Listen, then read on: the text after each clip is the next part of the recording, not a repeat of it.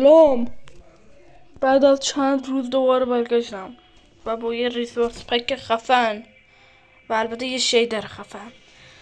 آسمون واسه شیدره، زمین و این حرکات باحال، نگاه مثلا دویدن و نگاه، این واسه ریسورس پک است. اگه 100 تایی بشیم اسم ریسورس پک رو میگم. خب امروز یه آموزش داریم. ببینید، شما اول نیاز دارید به یه بلاک آبی، حالا هرچی بود. حالا میخوام بهتون یاد بدم چجوری یه بیکن که کم خرجم باشه بسازیم. ول خرجی نکنید. نگاه کنید، اول اینجوری 2 3 4 5 1 2 3 4 5 1 2 3 4 5.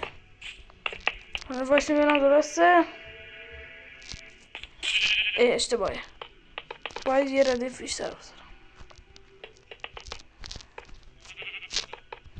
وایسید. آها، حالا اینا رو میکنیم. خب حالا با اون بلاک آبی که گفتم دور تا دور، یعنی داخل اون محوطه‌ای که با دایموند پر کردید میپوشونید. دوباره دور تا دور دوباره دایموند بذارید.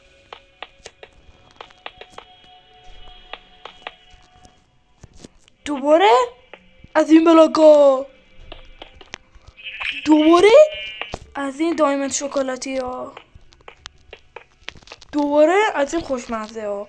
نه دیگه، نه این دیگه میاد. حالا بیکن خوشگل رو برمیده. تموم شد.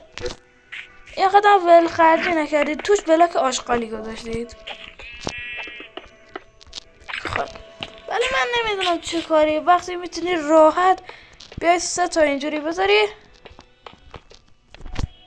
تموم شد. چقدر راحت. تموم شد آقا. برید حال کنید با این چیزی که یادتون دادم. اصلا ببین خداییش کی اینا رو یادتون میده؟ خدا نگاه کن. هی من میخواهم